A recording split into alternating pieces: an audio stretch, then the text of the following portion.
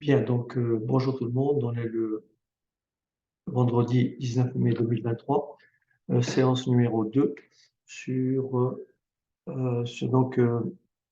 la révision de l'UE6 du DCG, euh, session 2023. Alors dites-moi, faites-moi un retour chat, est-ce que vous préférez le son comme ça ou est-ce que vous préférez le son comme ceci? Lequel est mieux? Le Le premier. premier. Ok. Merci Valentin. Ok. Très bien. Parfait. Merci. Alors, c'est parti.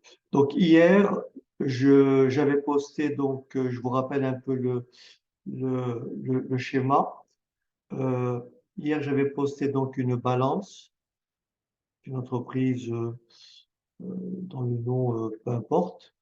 Donc, nous avons la balance suivante et je vous avais demandé à partir de cette balance de me dresser les soldes intermédiaires de gestion. Alors, pour ceux qui, je vous laisse un peu le temps de la... Donc ça, c'est la première partie. Ensuite, deuxième partie. D'accord? Ensuite, troisième partie. Ensuite, quatrième et dernière partie. Et donc, je vous avais invité à dresser les SIG. Donc, je vous rappelle les grandes lignes.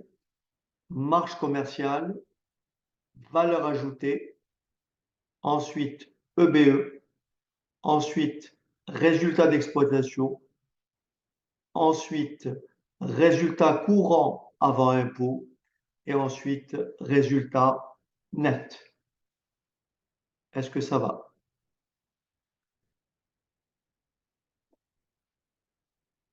OK. Alors, c'est parti. Donc, je suis désolé, mais je ne peux pas faire autrement que si vous avez les documents, si vous avez imprimé les documents, ou du moins si vous les avez de côté, vous pourrez tout simplement comprendre que on va d'abord calculer, la première des choses, c'est calculer la marge commerciale. Donc la marge commerciale, comme vous le voyez, c'est je prends les ventes de marchandises, je prends achat de marchandises, bien sûr, plus ou moins la variation de stock. Donc 707, 637 et 607, ce sont des rubriques que l'on a ici pour 607, 60, 37, variation de stock.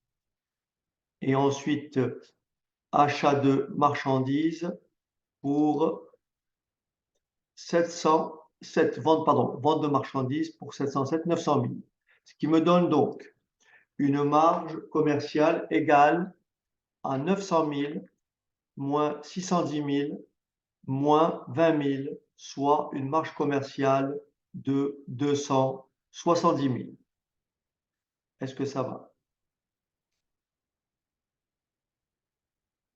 Très bien. Ensuite, si vous voulez bien, on a calculé ensuite la production de l'exercice. La production de l'exercice, c'est quoi? C'est la vente de produits finis. C'est la vente de produits finis en France, vente de produits finis à l'étranger, donc 701, 702, produits des activités annexes, 708, et variation de stock des produits finis, avec bien sûr un moins 2300, ce qui donne une production de l'exercice de 3 795 294. Est-ce que ça va?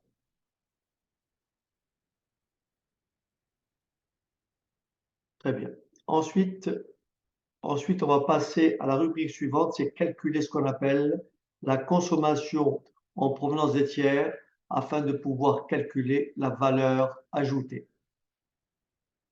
Et donc, pour calculer la consommation en provenance des tiers, vous aurez compris qu'il faut prendre tous les comptes 60 à 62. Donc, je ne vais pas tout énumérer. Vous les avez tous ici. Notez simplement ici le crédit bail pour 53 000. Et donc, nous avons ici la consommation en provenance des tiers. Est-ce que ça va? Pour 2 232 058. D'accord?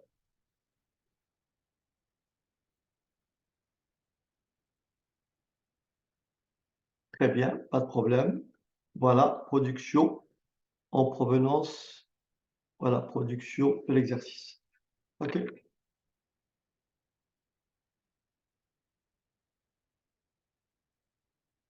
ça va? Miral, c'est bon? Vous me dites.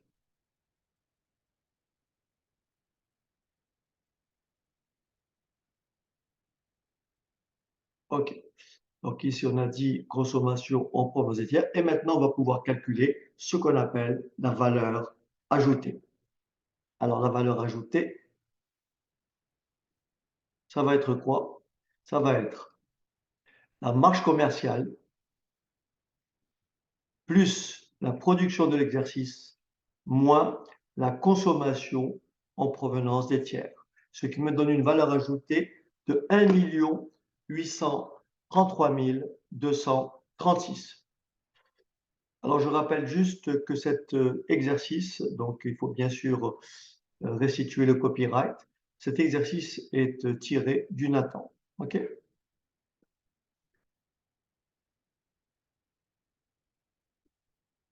Est-ce que tout le monde a compris pour la valeur ajoutée? Donc, la valeur ajoutée, c'est la somme des comptes. On a compris, c'est 70. D'accord? Je répète, la valeur ajoutée, c'est 70, 60, 72, d'accord? 70, 71, 72, moins 60, 61, 62.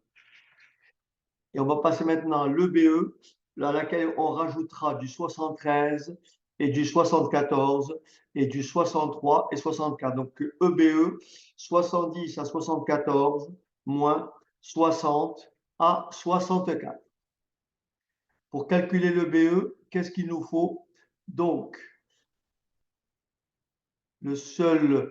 alors à la valeur ajoutée, qu'est-ce qu'on fait? On rajoute les subventions, moins impôts et taxes, moins tout ce qui est charge de personnel, charge sociale. Est-ce que c'est bon?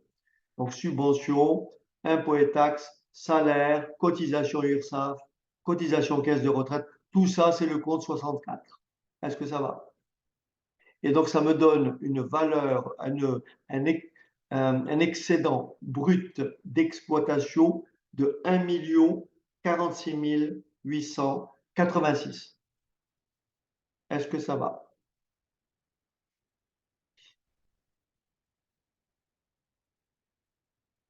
Tout est OK? Vous voulez que je revienne sur le début? Ça va? Tout est bon?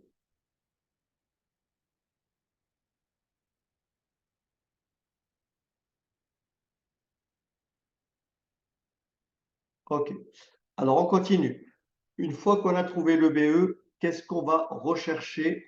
On va rechercher le résultat d'exploitation.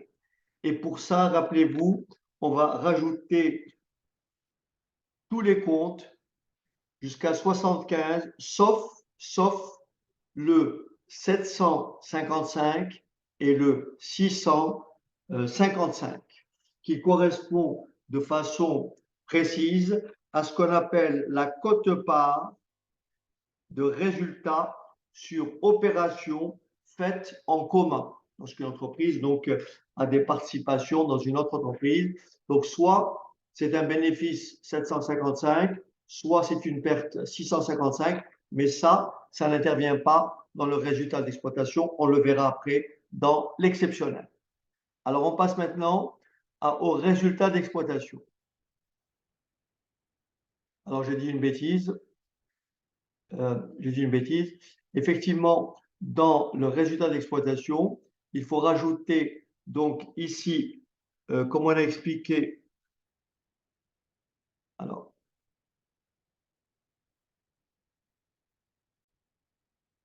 donc ici, nous avons donc tous les comptes 70 à 75, et bien sûr, nous avons effectivement toutes les dotations. Donc là, je vous laisse relire tout ça. Et nous avons ici notre résultat d'exploitation pour 866 430. Donc, résultat d'exploitation. Monsieur, Une fois qu'on a trouvé le résultat d'exploitation, on va chercher donc le résultat comment? Le résultat financier.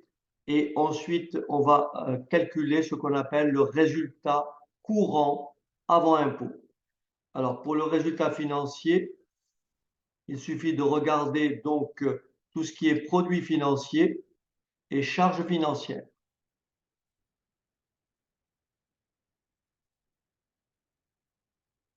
Alors, le Nathan le met dans le, hein, n'est-ce pas? Le Nathan le met dans le résultat d'exploitation pour ce qui est ce qu'on appelle les quotes-parts de bénéfices ou les quotes-parts de pertes, d'accord? Mais on peut aussi considérer ça comme de l'exceptionnel, ok? Donc ça, c'est pas trop grave. De toute façon, je vous le dis tout de suite, dans le cas de l'UE6, ces quotes-parts de bénéfices ou ces quotes-parts de pertes n'interviennent pas dans les UE que vous aurez à traiter. Donc, ne vous focalisez pas trop là-dessus. OK? Alors, donc ici, on est arrivé au résultat courant avant impôt. Est-ce que ça va? Le résultat financier, donc c'est les revenus financiers repris sur provision financière, intérêts, tout ça, bien sûr, a été tiré, qu'on soit d'accord, hein, tous ces éléments-là, on les a récupérés de la balance, hein, OK? Que je réédite une deuxième fois pour ceux qui n'ont pas eu le temps de l'apprendre, OK? Voilà, deuxième ligne, troisième ligne, et enfin, quatrième ligne. Hein, cette séquence-là, de toute façon, elle est enregistrée. Vous pourrez la visionner sur ma chaîne, OK? Pour ceux qui le souhaitent. Alors, je continue. Donc là, on a trouvé la production en exercice, consommation, promesse des tiers, la valeur ajoutée, le BE, le résultat courant avant impôt. Et maintenant, on va calculer le résultat exceptionnel. Et ensuite, on va calculer ce qu'on appelle le résultat net. Alors, donc ici, j'ai repris les éléments. Alors, faites attention. Voilà, faites attention ici. Donc ici, nous avons le résultat courant avant impôt. Et donc là, on va calculer le résultat exceptionnel qui est là. Donc 771, voilà, donc je vous laisse lire. Donc ça, c'est très important lorsqu'on va calculer la CAF tout à l'heure pour ce qu'on appelle les produits de cession d'éléments d'actifs et pour la vente des cessions d'éléments d'actifs, d'accord? Et aussi la quote-part des subventions virées au résultat. Donc ces éléments-là seront importants pour le calcul de la CAF. Et donc, ça me donne un résultat exceptionnel de 94 598. J'ai un résultat d'exploitation moins le résultat financier, enfin, plus le résultat financier, mais qui est négatif. Ça me donne donc un résultat courant avant impôt, plus le résultat exceptionnel, et ça me donne le résultat net. Est-ce que ça va?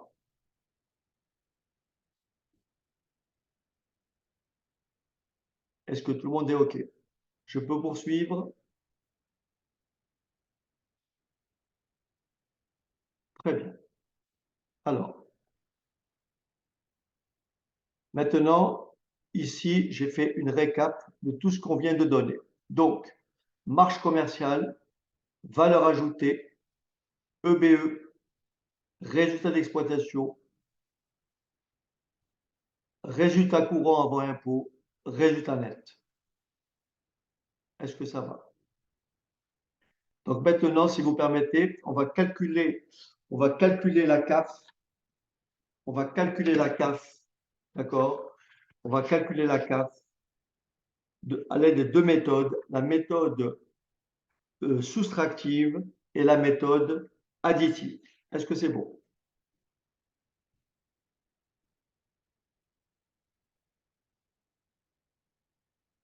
Alors, bien entendu, je serai obligé de faire référence à tout ce qu'on a obtenu, OK? Alors, on va calculer la CAF de deux façons. Donc, par la méthode, je commence par la plus dure. Je vous recommande plutôt la méthode additive qui est plus rapide, d'accord? En passant par le résultat net. Mais la méthode soustractive qui consiste à partir de l'EBE, OK? Alors, on y va. Est-ce que vous avez eu le temps de faire l'exercice ou pas? Pierre, est-ce que tu as eu le temps de le faire?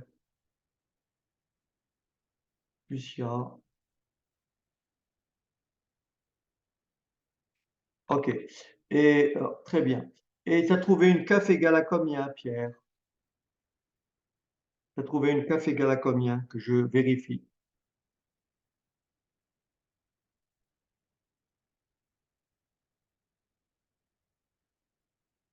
Lucia, tu as une CAF égale à combien? Ah, eh ben c'est excellent, Pierre. C'est excellent. C'est parfait. Donc, Pierre a trouvé le bon résultat. C'est effectivement 668 234, comme vous le voyez affiché à l'écran. Alors, on va essayer de faire ça ensemble. Je commence par la méthode, si vous voulez bien, méthode soustractive. D'accord? Donc, on va calculer la CAF à l'aide de la méthode soustractive. C'est bon? Alors, c'est parti. On dirait que ma tablette n'est pas branchée. Excusez-moi. Alors, non, elle n'est pas branchée. Voilà. Parfait. Alors, donc c'est parti. Alors, donc, CAF par la méthode soustractive. Donc, méthode, alors je vais juste descendre ça. Voilà. Donc, méthode soustractive.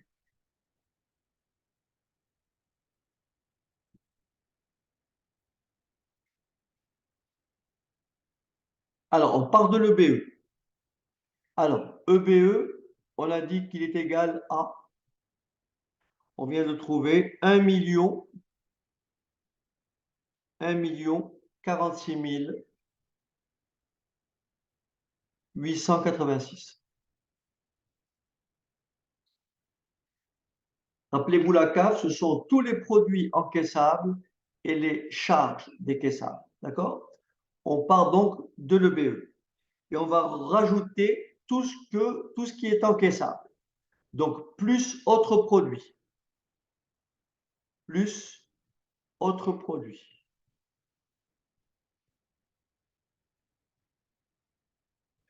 Et là, pour quel montant? 25 000.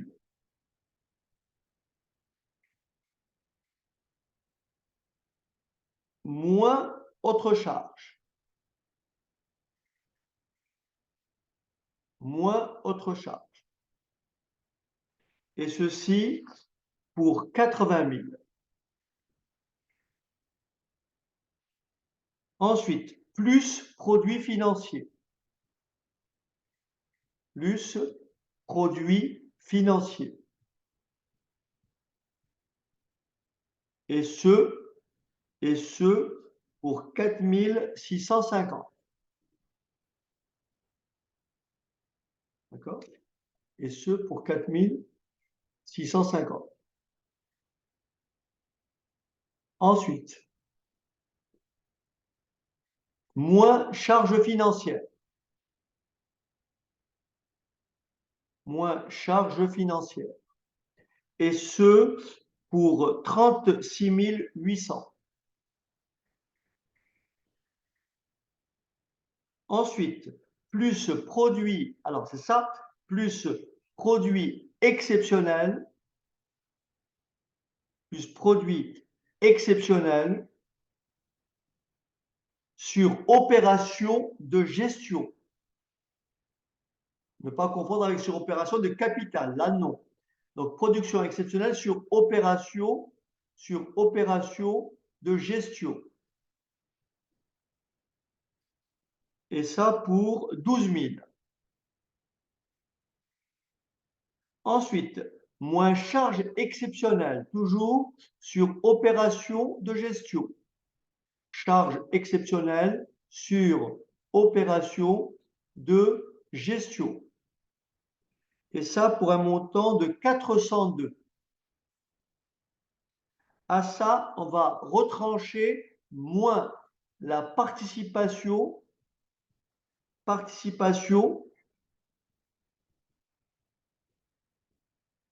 des salariés. Et là, c'est pour 100 000. Moins participation des salariés. Moins impôt sur les bénéfices. Moins impôt sur les bénéfices. Et ça pour 203 100. Ce qui me donne un total de 668 234. Très bien. Donc ça, c'est le calcul de la CAF par la méthode soustractive, qui à mon sens est beaucoup plus longue que la méthode additive. Alors pour la méthode additive, je vous rappelle le principe. Si vous partez du résultat net, il faut bien entendu faire moins les produits de cession d'éléments d'actifs, moins la quote-part de subvention virée au compte de résultat, plus la valeur comptable des éléments d'actifs cédés. Pour le premier PCE, produit de cession d'éléments d'actifs, compte 775 qui vous sera donné dans l'annexe ou qui sera visible dans le compte de résultat. Et bien entendu, le produit de cession d'éléments d'actifs, c'est le compte 675 qui est forcément aussi que vous pouvez extraire du compte de résultat ou alors en utilisant ce qu'on appelle les annexes, mais on verra ça une autre fois. Et bien entendu, moins la quote-part de subvention virée au compte de résultat, c'est le fameux compte 777. Alors on y va en partant de la méthode, en partant du résultat. Donc ça, c'est la méthode additive. Méthode additive. Donc c'est très simplement, on écrit résultat net. Résultat net. Alors bien entendu, je vous ai parlé de simplement des produits de cession d'éléments d'actifs, je vous ai parlé des valeurs comptables d'éléments d'actifs cédés, je vous ai parlé de la quote-part, mais bien entendu, il faut réintégrer les amortissements et reprendre les reprises. Okay, donc ça, on va le faire après, parce que n'oubliez pas que le résultat net, il intègre des charges calculées et des produits calculés. Charges calculées, compte 68, dotation, produit calculé, reprise. Donc ça, il va falloir le corriger. Résultat net, bien sûr, qui est égal à 644 078. Donc à ça, on va faire quoi? On va faire moins les reprises. Moins les reprises sur provision. Moins les reprises sur provision. Et ça pour 4 700. On va faire plus les dotations aux amortissements et provisions, toujours d'exploitation. Et ça pour 130 000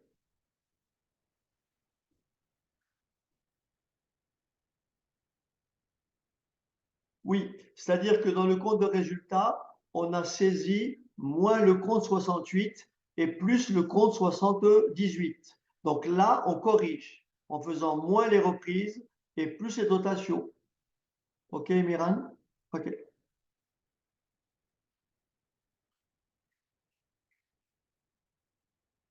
Alors, très bien. Plus 130 156. Très bien. Maintenant, donc là, bien sûr, ce sont des provisions d'exploitation, dotations aux amortissements et provisions d'exploitation, mais il existe aussi des reprises sur provisions financières et bien sûr aussi des dotations. Alors ici, plus, donc plus, pardon, moins, alors on va faire dans l'ordre, moins reprise sur provision financière, moins reprise sur provision financière pour 1700 euros, plus dotation aux provisions financières, dotation aux provisions financières pour 200, pardon, je crois que j'ai fait une petite erreur, c'est plutôt ici 20 000. Donc 20 000 pour les reprises. Plus dotation pour 1700. Très bien. Moins, alors c'est ça, moins les produits de cession d'éléments d'actifs. Produits de cession d'éléments d'actifs pour 245 000. Et bien entendu,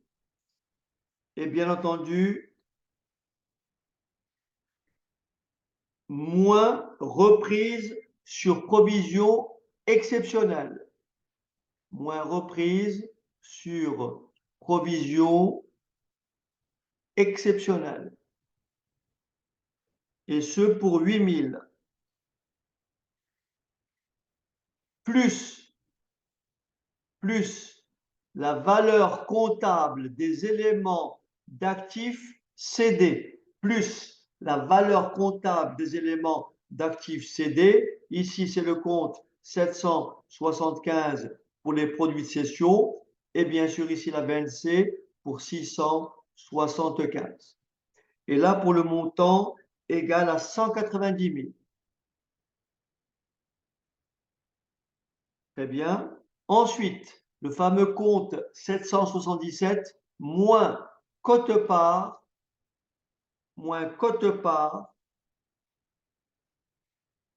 des subventions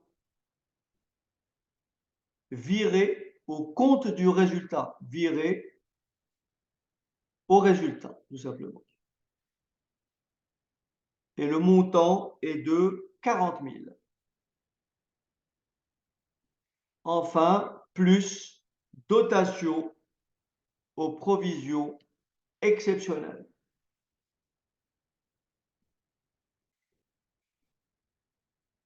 Pour 20 000. Pour un total de, comme tout à l'heure, de 668 234. Très bien.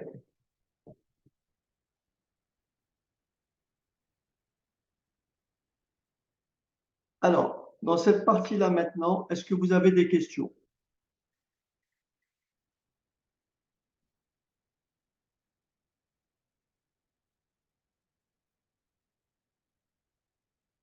Est-ce que vous avez des questions?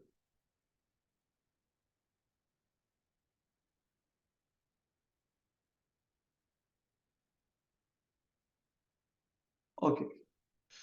Alors, c'est parfait. On va passer maintenant à ce qu'on appelle les SIG retraités. Alors, je vous pose la question. Vous allez réfléchir un petit peu. Donc, la question est la suivante. La question est la suivante. La question est la suivante. Alors, j'écris l'énoncé. Voilà ce qu'on me dit. On me dit, bon, alors attendez 2 secondes, je vais juste faire un peu mieux. Attendez 2 secondes. Alors voilà la question qui est posée. On me dit, le directeur financier de l'entreprise vous communique les informations suivantes. Le compte 612 correspond au financement crédit bail d'un matériel amortissable sur 5 ans d'une valeur de 200 000 euros hors taxe. Cette redevance est constante sur toute la période. Le compte 7211 permet un volant de flexibilité de l'emploi. Le compte 691 correspond à la participation des salariés aux fruits de l'expansion. Justifier les reclassements nécessaires et déterminer les soldes intermédiaires de gestion retraitée. Quel est l'impact des retraitements sur la capacité d'autofinancement à partir de la valeur ajoutée corrigée? Effectuer la répartition de la valeur ajoutée entre les différents acteurs. Alors, ce que je vous propose de faire, c'est déjà de retrouver le montant attribué au compte 6211 et bien sûr au compte 691. Alors, 6211, je l'écris ici.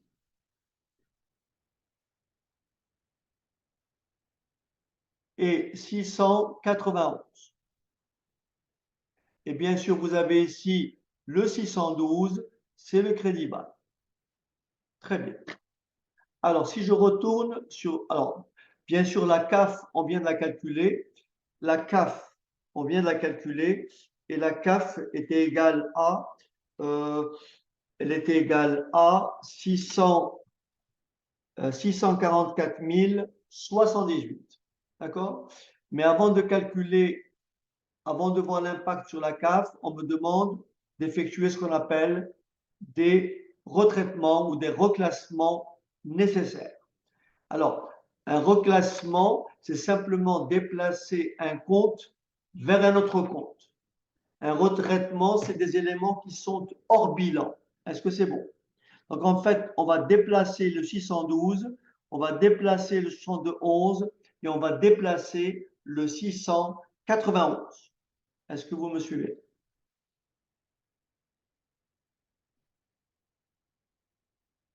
Alors, pour ça, je vais remonter, à notre balance. Notre balance, on a dit le 612, il est là. Donc, le 612, nous avons ici 53 000. Est-ce que ça va? Donc, le montant du crédit bail, de la redevance, est de 53 000. Maintenant, le 621 ou 71, il se trouve juste en dessous. Et vous appelez ça comment? 71, personnel intérimaire. Personnel intérimaire, pour quel montant? Rappelez-vous, pour 220 000. Est-ce que ça va? Autrement dit, qu'est-ce qui va se passer? Il va se passer que dans mes SIG retraités, je vais supprimer le 612 crédit bail et je vais le remonter, je vous dirai. Pareil pour le personnel intérimaire pour 220 000. Et maintenant ici, il me reste le 691, c'est donc c'est la participation des salariés pour 100 000. Est-ce que ça va? Participation des salariés pour 100 000. Alors, je vous propose, si vous voulez bien, d'effectuer donc les retraitements nécessaires. Est-ce que ça va? on va effectuer les retraitements nécessaires. Donc ça, c'est vraiment des questions de cours classiques. Retraiter, reclasser les comptes que je viens d'énumérer dans le cadre du SIG. Donc on va maintenant dresser ce qu'on appelle les soldes intermédiaires de gestion corrigés. Est-ce que ça va?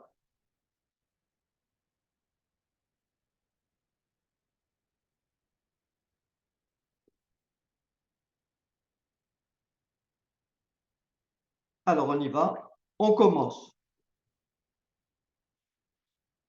Voilà ce qu'on fait. Regardez bien. Regardez ce qu'on fait. Regardez ce qu'on fait. Rappelez-vous, on avait en dotation la redevance du crédit bail 612 pour 53 000. 612 pour 53 000. Donc ça, c'est la redevance crédit bail. On avait aussi le personnel intérimaire, 71 personnel intérimaire pour, on a dit combien? Pour 220 000.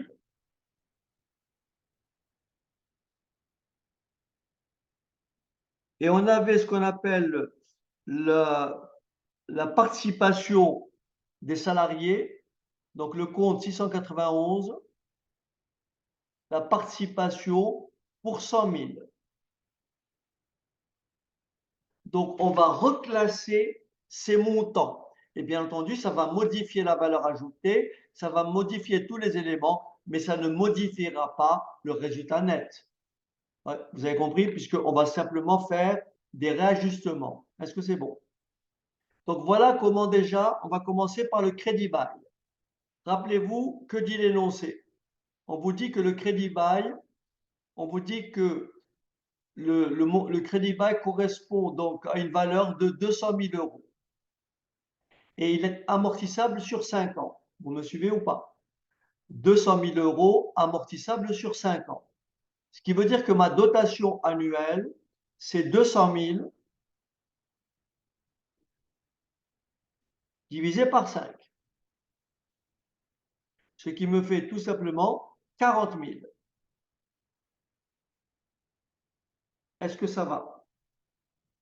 Mais ma redevance est de 53 000. Est-ce que ça va? Ma redevance est de 53 000. Donc cette redevance-là, par différence, 53 000 moins 40 000, ça me fera 13 000. Et 13 000, c'est une charge d'intérêt. D'accord? C'est comme si l'entreprise avait emprunté.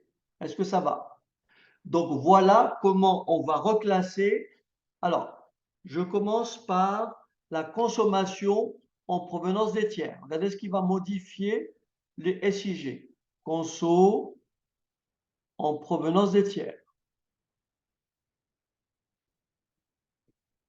Consommation en provenance des tiers. Dans cette rubrique, il y avait bien sûr le compte 612 et il y avait le compte 621. Est-ce que ça va? Donc, il faudrait les retirer. Donc, tout à l'heure, on avait une consommation en provenance des tiers de 2 232 058. Et bien, dans le SIG, donc le reclassement, dans le reclassement, qu'est-ce qu'il faut faire? Donc, il s'agit d'un reclassement. Reclassement, qu'est-ce qu'il faut faire? Il faut faire moins 220 000.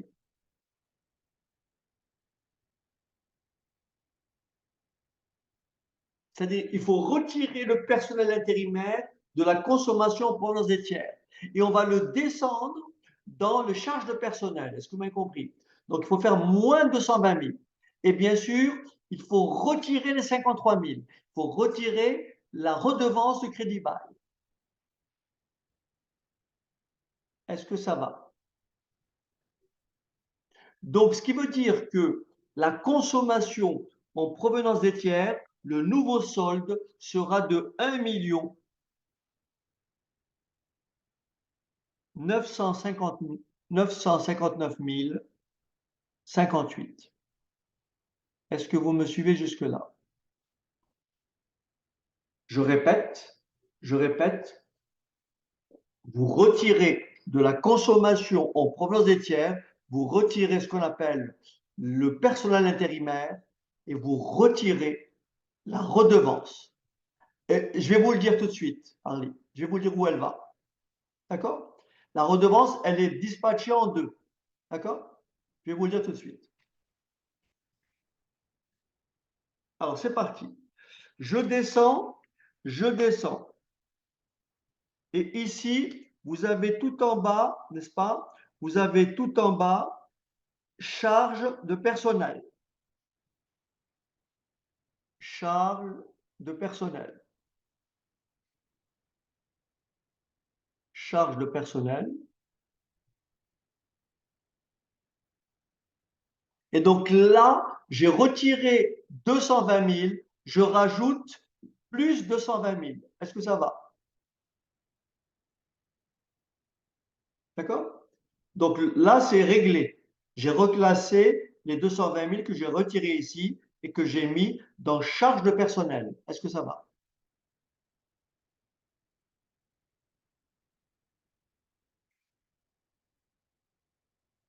Vous me suivez jusque-là? Maintenant, le crédit bail. Dans le crédit bail, il y a deux options. Il y a la dotation. Dotation aux amortissements. Si vous regardez bien, juste après EBE, il y a dotation aux amortissements et provisions.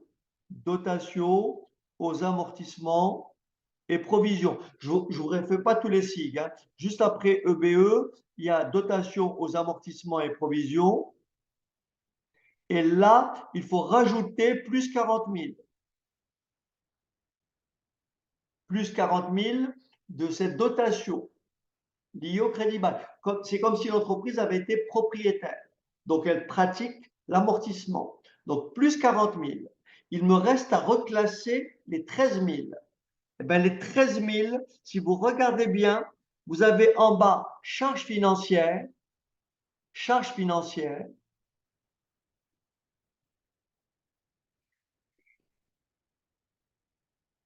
charge financière. Vous faites plus 13 000.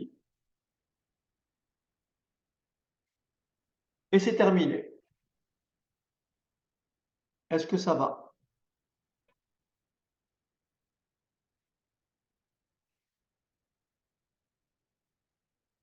Très bien.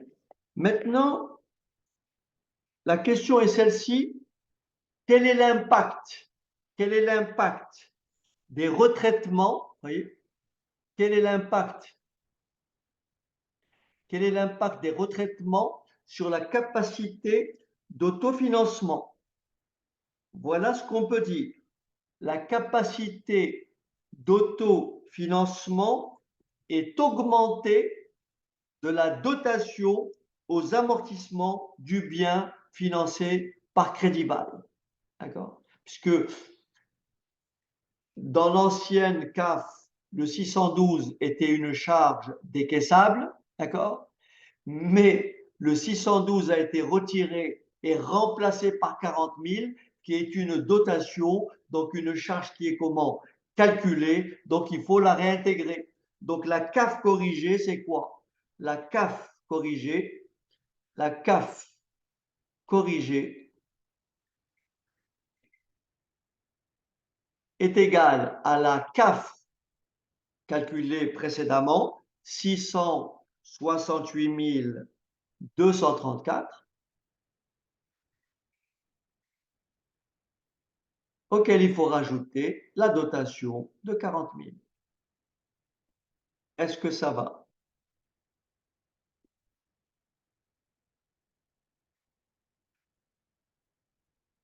Voilà. Il me reste un point qu'il va falloir que vous maîtrisiez, c'est répartition de la valeur ajoutée corrigée effectuer la répartition de la valeur ajoutée entre les différents acteurs. Est-ce que vous pouvez me citer tous les acteurs? La valeur ajoutée, elle peut être partagée entre qui et qui? D'abord, mais avant. D'abord, les salariés, le personnel, n'est-ce pas? D'abord, le personnel. D'accord. Ensuite, l'État. D'accord? Ensuite, les banques. D'accord? Et ce qui reste, et le restant, pour l'entreprise. Est-ce que ça va? Donc là, c'est très facile à calculer. Vous avez compris, si je prends par exemple, je vous donne un exemple. Donc ici notre CAF, ici notre valeur ajoutée corrigée, la voici. Vous voyez, la valeur ajoutée corrigée, c'est 2 millions 106 236. D'accord? Et donc ici, je vous donne le total charge, le personnel. Donc là, c'est la valeur ajoutée. Donc là, c'est le personnel. Bien sûr, valeur obtenue à partir des SIG corrigés, hein. Donc le montant, la masse donc salariale, 1 128 590. Ensuite, l'État, donc impôts et taxes. Donc la totalité fait 210 860.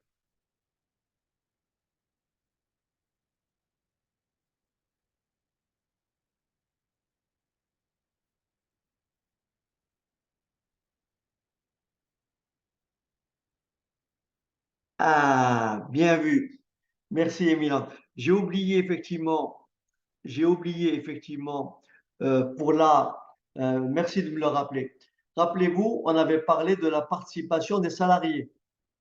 Merci de me le rappeler, hein, ça c'est un oubli de ma part. Rappelez-vous, participation des salariés, d'accord? Pour combien? Pour 100 000. C'est bon? Participation des salariés pour 100 000, hein? Salariés pour 100 000. On les retire, le 691, vous avez compris, on les retire de l'exceptionnel. Tout en bas, après impôt sur les avant impôt sur les bénéfices, on les retire. Et on les rajoute dans charge de personnel. Est-ce que ça va? On les rajoute dans charge de personnel. Donc, dans charge de personnel, vous me suivez? Charge de personnel, d'accord? Charge de personnel, vous avez les intérimaires pour 220 000, n'est-ce pas? Vous avez les intérimaires pour 220 000 et bien sûr à ça, vous rajoutez les 100 000 de participation des salariés. Est-ce que c'est bon? Donc, il faut reclasser la participation dans les charges de personnel. Est-ce que ça va? Merci de me l'avoir fait remarquer. Alors, donc, État pour 210 860. Enfin, banque pour 51 500. Et bien sûr, par différence, j'obtiendrai l'entreprise. Est-ce que ça va? Tout ce qui reste, donc ça, moins ça, moins ça, moins ça fait ce qui reste en entreprise pour 715 286. Alors bien sûr, voilà comment on répartit la TVA en pourcentage. Voilà comment on répartit la TVA en pourcentage. Donc ici, 100%. Donc là, vous avez compris, on va diviser 1 128 590 par 2 106 236 multiplié par 100, ce qui va me donner 53,6%. Est-ce que ça va? Ensuite, on va diviser 210 860 par 2 106 236, ce qui va me donner 10%. Ensuite, on va diviser 51 500 par 2 106 236, ce qui va me donner 2,4%. Et par différence, il me restera 34%.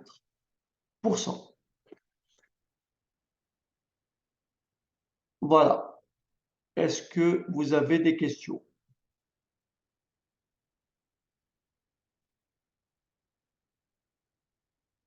OK.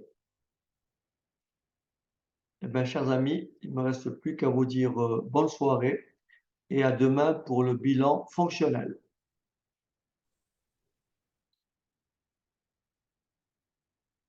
Allez, à demain pour le bilan fonctionnel. Bonne soirée. Je vous rappelle que les séances sont en ligne, hein, d'accord? OK. Bye.